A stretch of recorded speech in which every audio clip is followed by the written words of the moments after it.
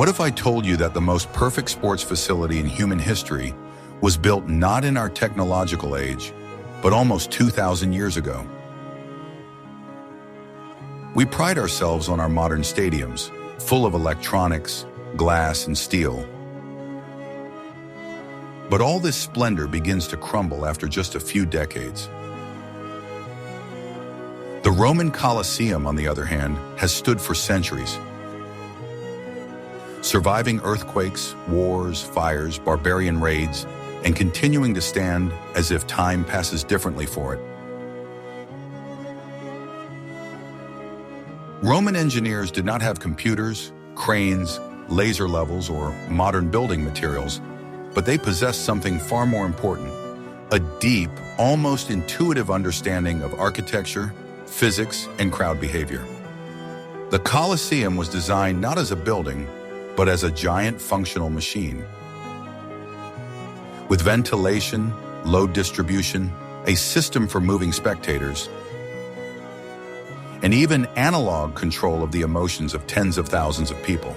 And the most amazing thing is that the grandeur of the Colosseum is not only hidden in its size, it is in the technologies that we have forgotten, dismissed as primitive, and are now trying to restore bit by bit. The Romans created concrete that did not crumble, but strengthened when it came into contact with seawater. They built arches that did not require metal. They built structures that could function for centuries without maintenance, because they were created not for speed, but for eternity. Watch the video to the end to learn how the Romans invented concrete, the strength of which still baffles engineers, why modern skyscrapers will never be able to replicate this effect, and how the forgotten technologies of the Colosseum could revolutionize the future of construction.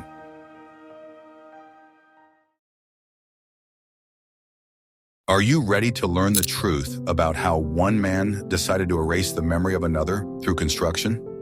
The history of the Colosseum began not with a desire to give the people entertainment, but with the political calculations of a new dynasty of emperors. Emperor Vespasian came to power after a civil war and wanted to destroy the legacy of the hated tyrant Nero. He chose a site for construction where Nero's luxurious golden house and artificial lake had once stood. It was a brilliant move, symbolizing the return of land stolen by the tyrant back to the Roman people. Vespasian conceived a project that would eclipse everything that had been built in Rome up to that point. Construction on such a scale in the center of an overpopulated ancient metropolis seemed absolutely insane.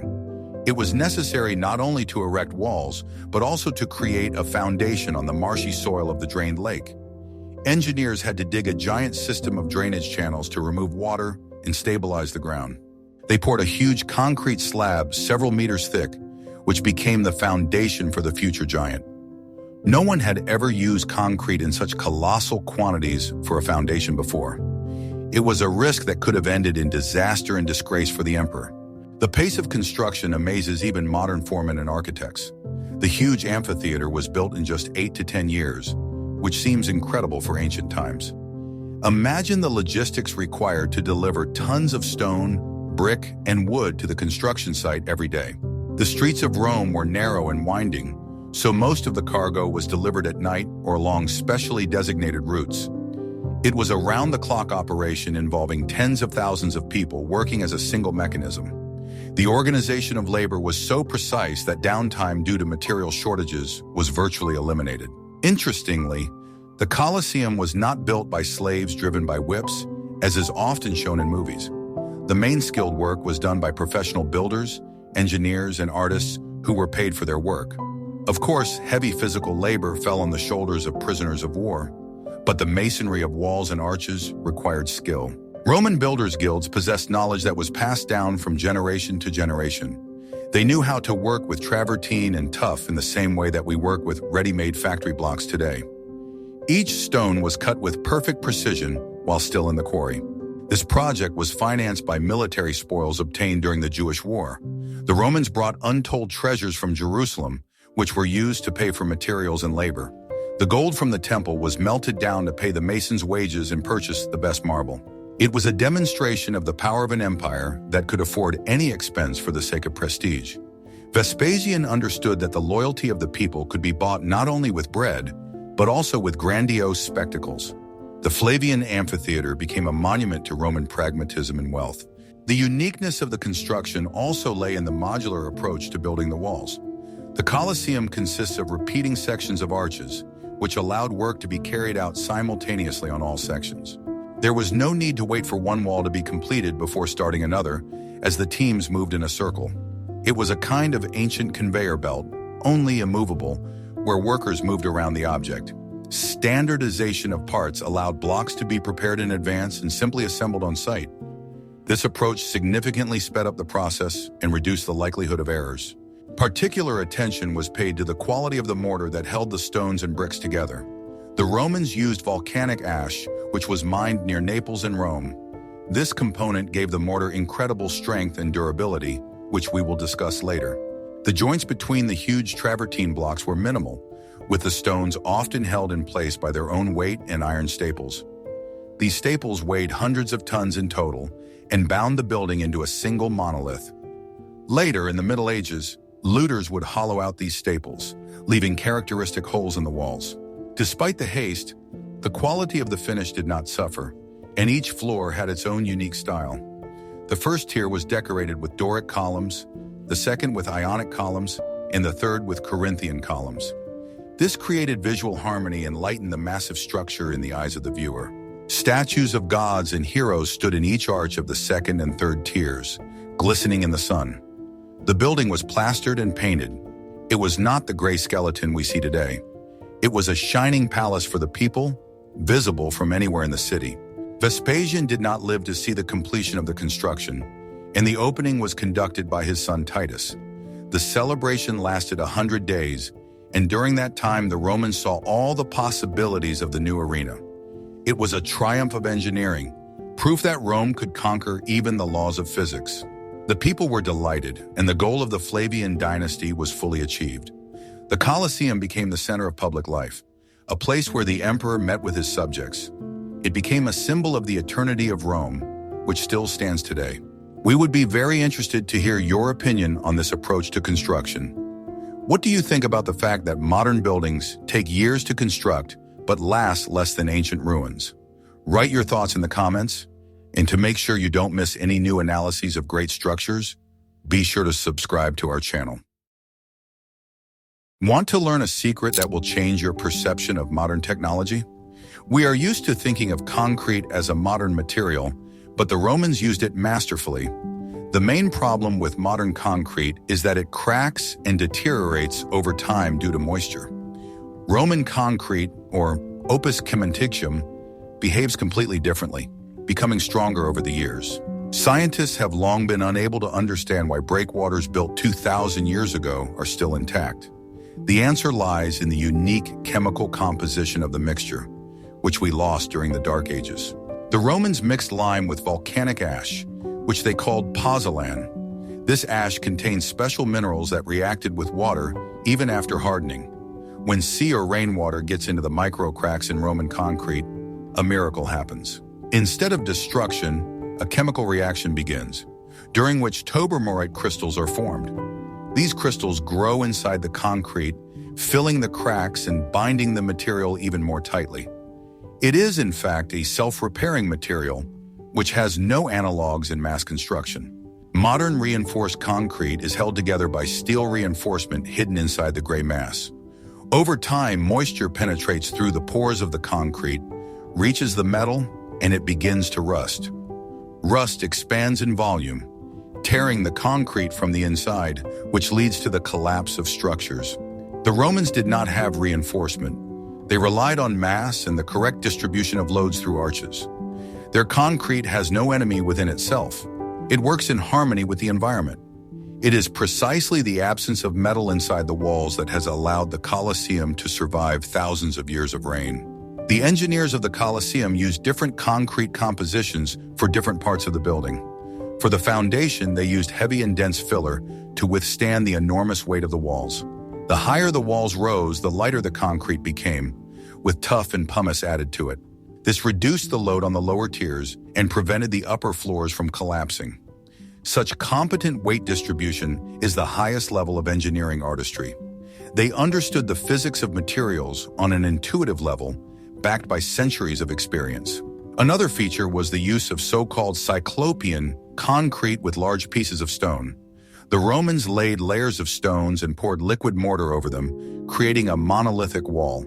This allowed them to save on expensive mortar and use construction waste or cheap stone. The walls were incredibly thick and resistant to vibrations and impacts. Brick or marble cladding served not only as decoration, but also as formwork. The exterior was flawless, while the interior concealed a powerful concrete core. We still cannot fully replicate this technology for a number of economic reasons. Roman concrete takes a very long time to set, sometimes months, and takes years to reach full strength. In today's world where time is money, no one can wait that long. We use Portland cement, which dries quickly but degrades just as quickly. Our civilization has chosen speed of construction at the expense of the durability of structures. The Romans, on the other hand, built for eternity without rushing anywhere. Scientists are now trying to recreate the formula for Roman concrete for the construction of dams and bridges. If we use this material, we would not have to repair roads every year. This could save trillions of dollars and reduce the carbon footprint from cement production. But to do this, we need to find the right volcanic ash deposits. Italy's geology is unique, and it was the local ash that gave the concrete its properties. Perhaps the secret of the Colosseum will remain tied to Italian soil. The Colosseum is a visual aid on how to build for the ages. Its ruins tell us that progress does not always move in a straight line upward. Sometimes we forget technologies that were more advanced than ours. We have replaced quality with quantity and speed, and now we are paying the price. The Romans understood that true greatness requires patience and the right ingredients. In addition to concrete, the shape of the building itself played an important role. The oval is not just an architect's whim, but the ideal shape for stability. Arched structures distribute weight evenly, allowing for tall buildings to be constructed without steel. Each arch supports the adjacent one, creating a self-supporting system. It is ingeniously simple and has worked flawlessly for centuries. But walls in concrete are only the skeleton of a building. Its soul was the roof. How can you cover a stadium if you don't have plastic, aluminum, or lightweight cables? In the next chapter, you will learn how the Romans controlled the sun and wind. What if I showed you a time machine that would take us to the roof of the Colosseum? Imagine the scorching Roman sun, which could literally bake you alive on the stone stands. To prevent spectators from suffering from the heat, engineers created the valarium, a giant sliding awning. It was not just a piece of fabric stretched over people's heads, but a complex engineering system. It covered a huge area of the arena, protecting tens of thousands of people from the heat. Nothing similar in scale and mechanical complexity had been seen in the world for 1,500 years. The valarium's design resembled horizontal sails attached to masts on the upper tier.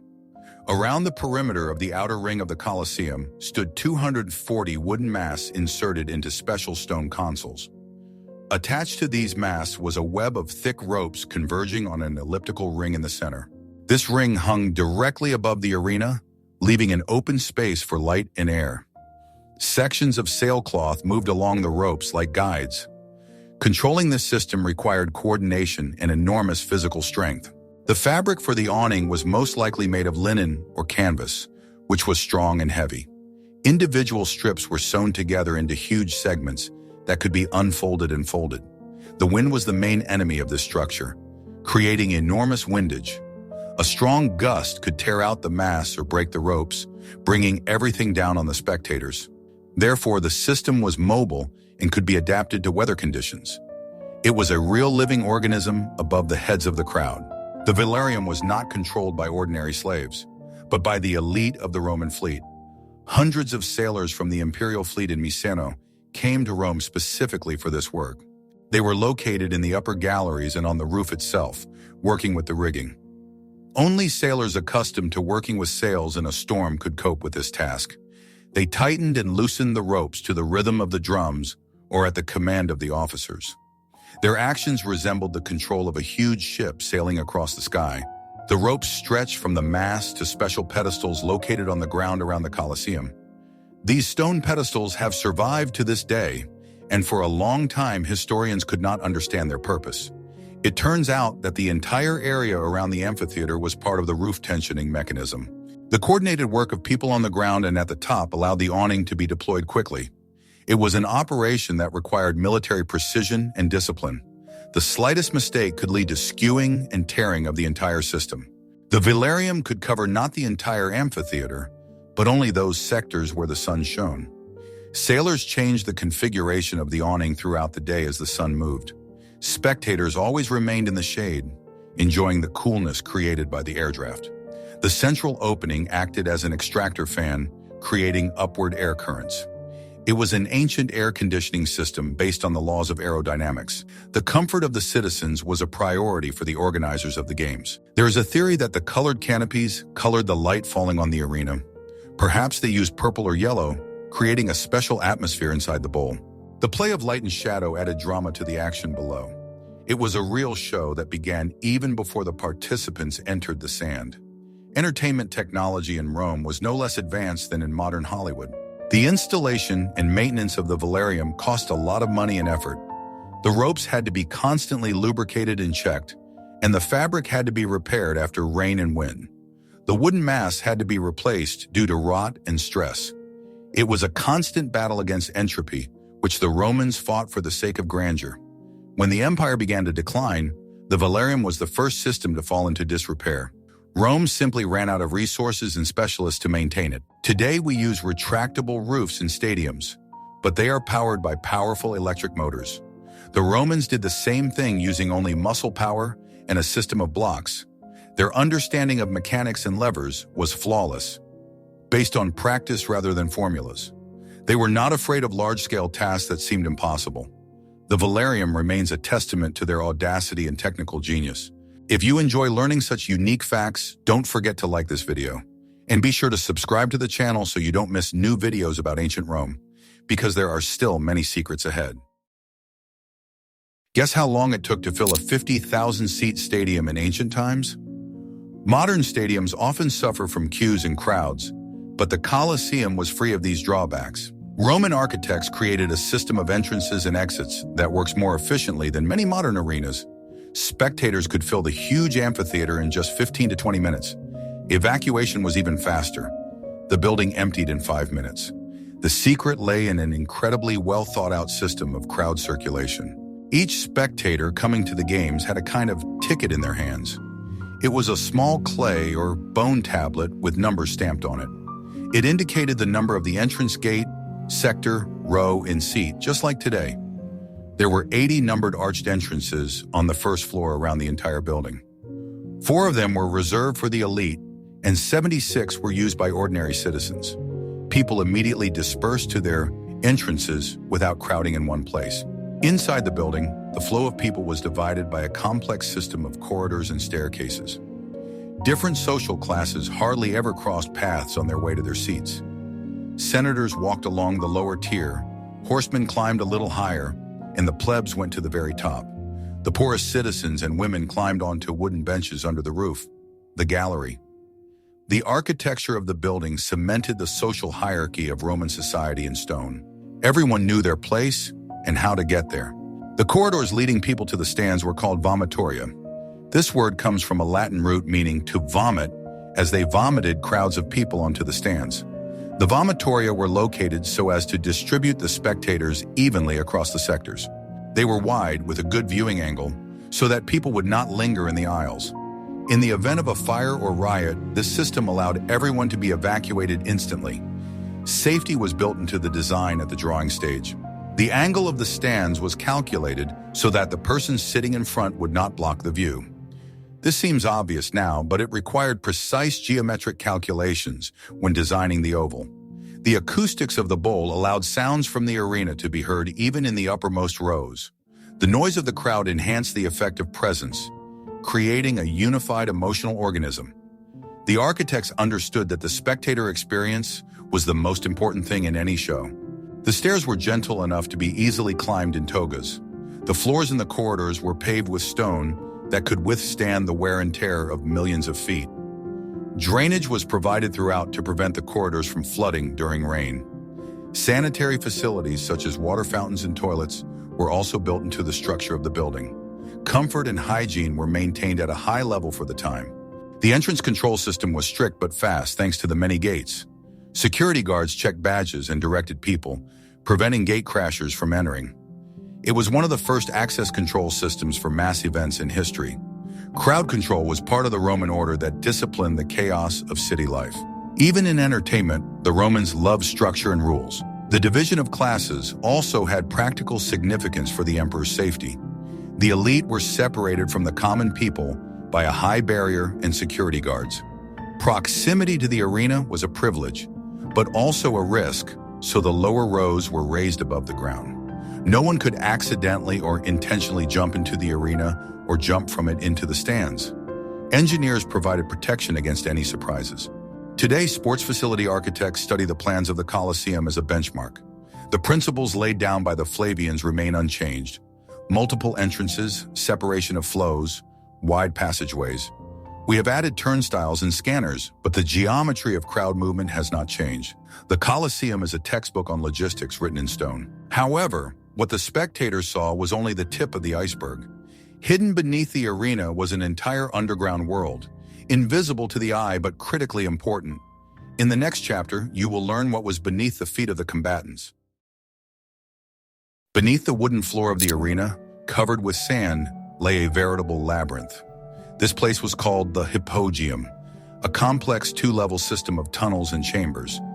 Here, in the stifling darkness, work was in full swing to ensure the magic happening above. The hypogeum was not part of Vespasian's original plan. It was added later by Emperor Domitian. This improvement transformed a simple stadium into a high-tech theater. The hypogeum housed cells for the participants in the games and storage rooms for props. Here, warriors and actors prepared for their entrance, listening to the roar of the crowd above their heads. The narrow corridors were designed so that large objects could be moved without causing congestion. The air here was heavy, smelling of sweat, oil, and torches. It was the kitchen of the performance, hidden from the eyes of the noble audience. The main marvel of the hypogeum was its system of lifts and elevators. Archaeologists have discovered traces of dozens of manually operated freight elevators. They were used to suddenly raise scenery or participants into the arena. Each elevator required the coordinated work of several people turning a huge wheel. A system of counterweights made it easier to lift heavy loads. The script of the games often required the sudden appearance of decorations directly from under the ground. Artificial rocks, trees, and entire buildings would grow out of the sand in a matter of minutes. This created a miraculous effect, astonishing the audience's imagination. Technically, this was achieved through a system of hatches with hinged covers in the arena floor. The mechanics below had to work in sync for the effect to work. Special lifts were designed for the spectacular appearance of dangerous surprises. Imagine an empty arena and suddenly a lion or a bear jumps out from under the ground. The cage with the animal was lifted by an elevator. The door opened automatically, and the beast ran out into the light. This added dynamism and unpredictability to the event. The engineers designed the system so that the staff would be safe when opening the cages. The hypogeum also had a complex water supply and sewage system. Water was needed for drinking, cleaning, and the technical needs of the huge staff. The drains carried waste outside the amphitheater, connecting to the city sewer system. Even underground, the Romans tried to maintain relative sanitation. Without this, the underground would quickly become a breeding ground for disease. The tunnels of the hypogeum were connected to the outside world by underground passages. There was a separate tunnel for the emperor so that he could reach his box without being seen. There was a passage to the neighboring Ludus Magnus school, where the participants in the games trained. This allowed people and equipment to be moved secretly, without occupying the city streets. Logistics underground were just as important as those on the surface. The walls of the hypogeum still bear traces of the mechanisms: grooves for beams, holes for ropes, and scuff marks from ropes. Reconstruction of these machines shows the high level of Roman mechanics. They used pulleys, winches, blocks, and levers with maximum efficiency. All parts were made of wood and metal and required constant repair. Working in the hypogeum was hard and thankless, in complete darkness and cramped conditions. But it was these invisible workers who made the show possible. Without their efforts, the Colosseum would have been just a big pit, not a theater of wonders. It was a perfect symbiosis of architecture and mechanical engineering. But before the hypogeum was built, the arena could do what seems absolutely impossible for a stone building. Ready to find out how the Romans turned the stadium into a real sea? What if I told you that real naval battles were staged on ships in the Colosseum? It sounds like science fiction, but the earliest games in the amphitheater included naumachii, reenactments of naval battles. Before Domitian built the underground hypogeum, the arena could be flooded with water. Spectators came to the amphitheater and saw not sand, but a huge lake with floating galleys. The technical implementation of this process was a masterpiece of hydraulic engineering. To hold the naumachii, the bottom of the arena had to be sealed. Engineers used a special waterproof mortar and carefully fitted the slabs. The huge bowl had to hold thousands of cubic meters of water without letting it seep into the foundation. The slightest leak could erode the base and lead to disaster. It was a test of strength for Roman concrete and waterproofing. Water was supplied to the Colosseum through a system of aqueducts built specifically for this purpose. Filling the arena took several hours, which was an impressive sight in itself. The powerful water pressure was regulated by a system of sluices and valves. The Romans were masters of water management, and here they surpassed themselves. They turned dry land into a sea at the snap of the emperor's fingers. The ships for the naumachii were real, although perhaps slightly smaller in size. They had a shallow draft so as not to scrape the bottom of the pool. On board were crews who rowed and fought for real. Maneuvering in the confined space of the arena was incredibly difficult. It required special skill from the helmsmen and captains. Draining the water after the performance was even more difficult than filling it. The water had to be drained quickly to prepare the arena for the next games. 4 huge drainage channels found by archaeologists were used for this purpose. They connected to the Great Cloaca and carried dirty water into the Tiber. The system worked flawlessly, preventing the area from becoming swampy. The naumachii were an incredibly expensive pleasure, even for the emperor. Preparing the ships, training the crews, and logistics for the water cost a fortune. Therefore, such shows were held rarely, only on special occasions. It was an exclusive spectacle demonstrating Rome's complete power over the elements. The emperor ruled not only over peoples, but also over water and land. Over time, the naumachii in the Colosseum were abandoned in favor of expanding the underground facilities. The construction of a complex hypogeum made it impossible to flood the arena. Wooden mechanisms and lifts could not operate in water. Pragmatism prevailed, and naval battles were moved to special artificial lakes. But the memory of ships in the center of Rome remained in history. Historians have long debated whether the naumachii in the Colosseum were reality or myth. But the discovery of a system of canals and traces of waterproofing put an end to the debate. The ancient text did not lie. It really did happen. The engineering genius of the Romans allowed them to bring even the craziest scenarios to life. Today we can fill a swimming pool, but we cannot turn a football stadium into a sea in a couple of hours. This requires a level of integration between water supply and architecture that is not found in modern projects. The Colosseum was a universal machine for entertainment, a transformer of the ancient world. But what was this marvel made of? In the next chapter, you will learn about the stone that became the flesh of the Colosseum and the curse of the slaves. The Colosseum looks like a single entity, but it is assembled from millions of individual blocks brought from afar. The main material for the supporting structures was travertine, a durable limestone quarried in Tivoli. The quarries were located about 30 kilometers from Rome, which created a huge logistical problem. To transport hundreds of thousands of tons of stone, the Romans had to build a special road. Ordinary roads simply could not withstand such a load and intensity of traffic. Travertine was chosen for its strength and noble light shade. This stone can withstand enormous pressure, which is critical for multi-story arch structures. In the quarry, the blocks were cut with wedges and hammers, giving them a rough shape. Standardization began at this stage. The blocks were made to specific sizes. This simplified loading and laying at the construction site. Transportation was carried out on huge carts pulled by oxen. Oxen were the only draft animals capable of moving multi-ton blocks. Caravans of carts stretched from Tivoli to Rome in an endless line. This movement did not stop for a single day for several years. The sound of creaking wheels and the shouts of the drivers were the soundtrack to the construction. In addition to travertine, Volcanic tuff, a lighter and more porous stone, was also used. It was used to fill walls and build partitions where the load was lighter. Tuff was mined closer to the city, which made logistics a little easier. The use of different types of stone is an example of a rational approach to resources. Heavy and durable, down, light, up. Bricks also played a huge role in the construction of the amphitheater. The Romans were masters of brick production, creating flat and wide bricks. They were used to build arches, vaults, and cladding for concrete walls. Brick factories worked at full capacity, stamping their products with manufacturers' marks. Archaeologists can now use these marks to date the stages of construction. The metal staples we mentioned earlier were used to fasten the blocks together. It took about 300 tons of iron to make them. This required advanced metallurgy and blacksmithing. The staples were filled with lead to prevent corrosion and secure them tightly in the grooves. This was hidden reinforcement that ensured the building's seismic stability. Marble was used for decorative finishes, seats, and statues. It was brought from different parts of the empire, demonstrating its geographical reach. The white marble gave the building a solemn and elegant appearance, concealing the rough concrete and brick.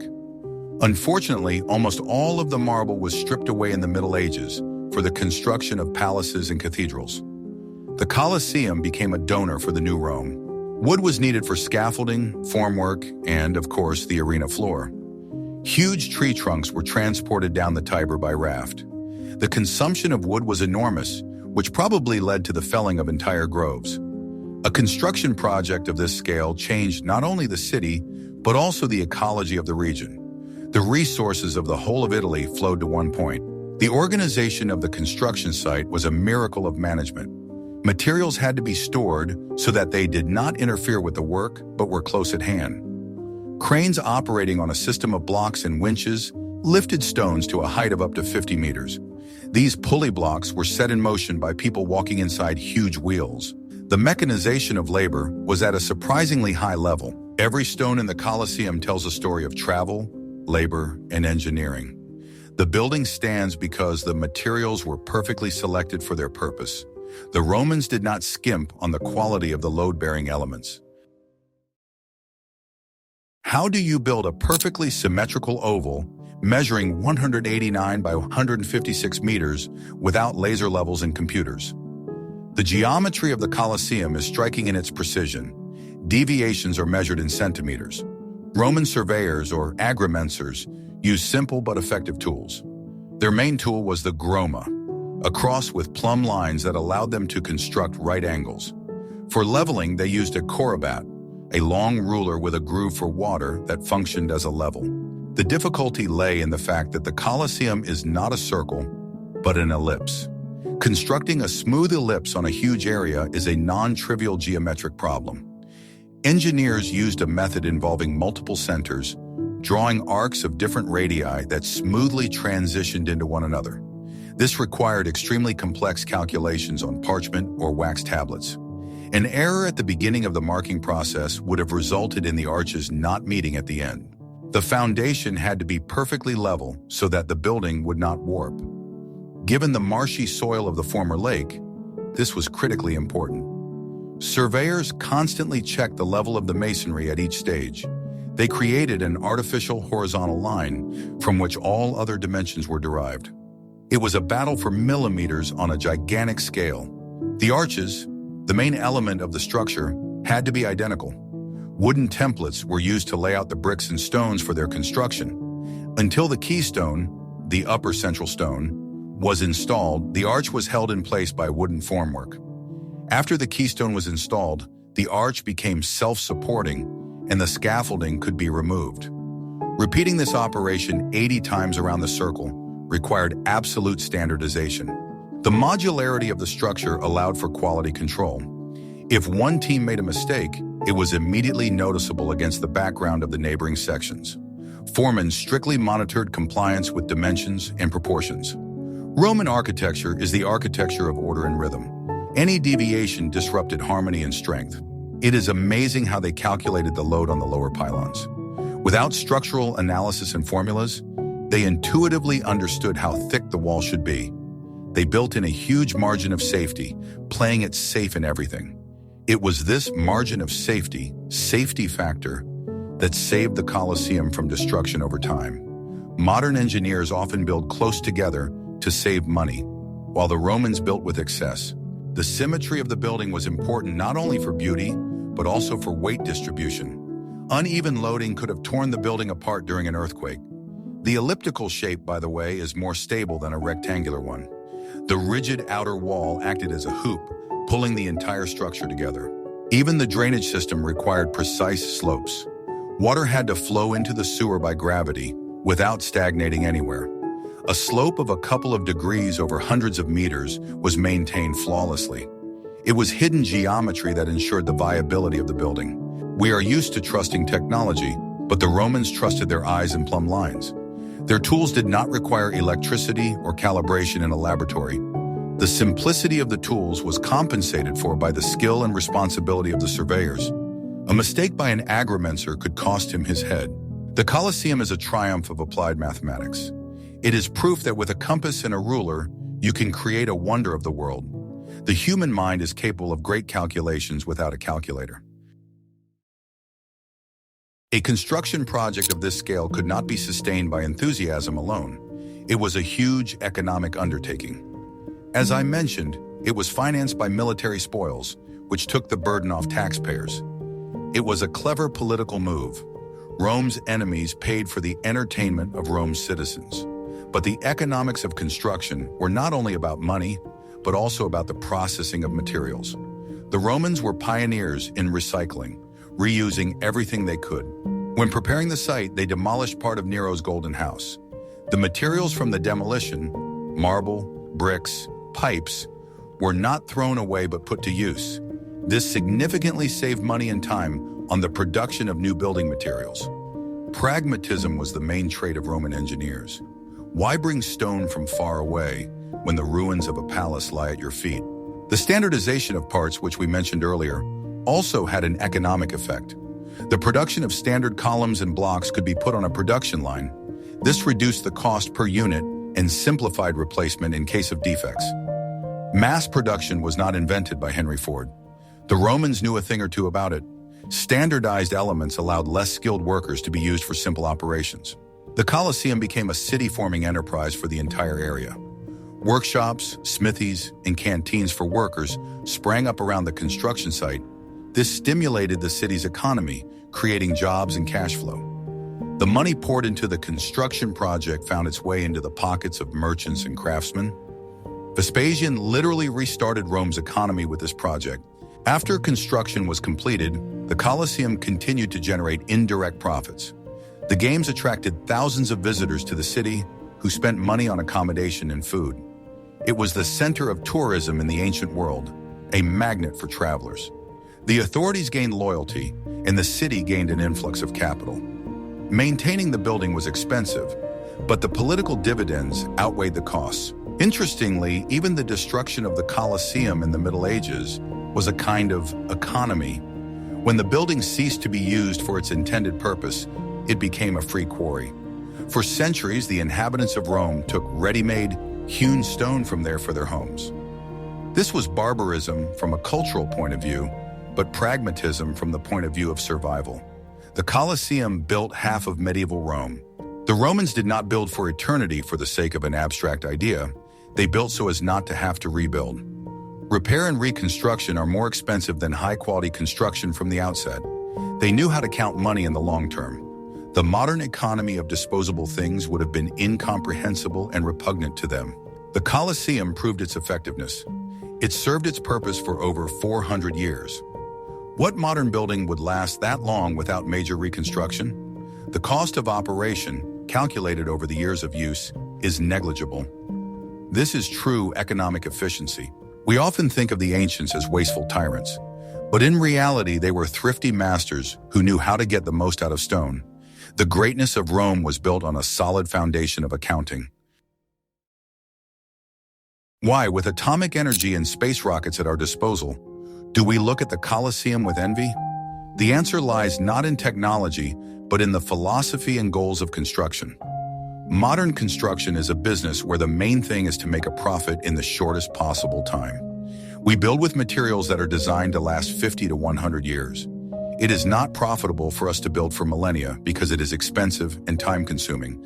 The main technical problem is reinforced concrete, which I discussed in the second chapter. Steel inside concrete is a time bomb. We have become hostages to this material because it allows us to build quickly and high. We cannot abandon reinforcement because our buildings are subject to tension, not just compression. The Roman arch system works only under compression, so it does not need metal, but it requires massive, thick walls, which eat into the usable space. The Romans used natural chemistry, while we use factory chemistry. Their recipes were complex to execute and tied to specific locations. We cannot transport pozzolan from Italy to build a skyscraper in Dubai. Globalization requires universal, standardized materials.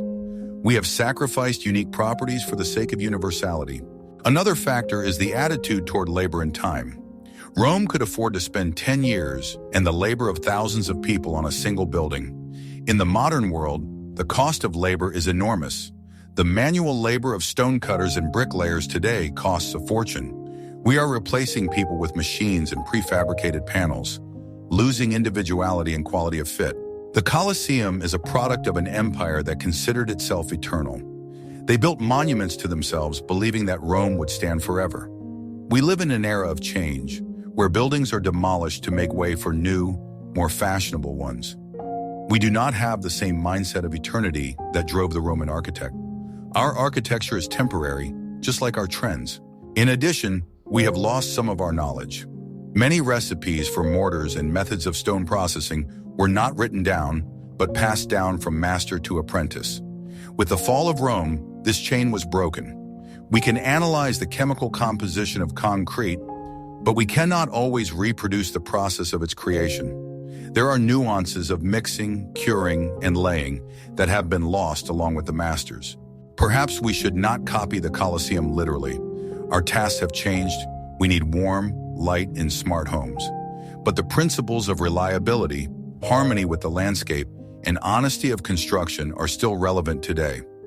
The Colosseum teaches us that architecture is a responsibility to the future. What we build today will tell our descendants about us. We cannot build a second Colosseum because we are not Romans. We have different values, different rhythms of life, and different gods. But we can preserve what remains and learn from the ancient masters to respect the material. This is perhaps the main lesson taught to us by the ruins of the Flavian amphitheater. We create virtual worlds, and they created real ones. And while our servers become obsolete every 3 years, their stones continue to stand under the Italian sun. In this battle between time and technology, the score is currently 1-0 in favor of ancient Rome. The Colosseum is not just a stadium. It is the pinnacle of engineering thought of an entire civilization. It combines chemistry, physics, logistics, and a deep understanding of human psychology. We saw how the Romans solved the most complex problems with simple but ingenious solutions. From floating foundations to sliding roofs, from crowd control to naval battles, every solution was thought out to the smallest detail. They didn't just build walls, they created a system that worked for centuries. Today, we admire the ruins, but even in its destroyed state, the Colosseum is more majestic than many modern glass boxes. If you enjoyed this journey into the world of Roman engineering, we have many more topics to discuss. What would you like to see in the next videos? An analysis of the construction of the Egyptian pyramids or the secrets of medieval castles? Write your wishes in the comments. And of course, subscribe to the channel to discover the forgotten technologies of the past with us.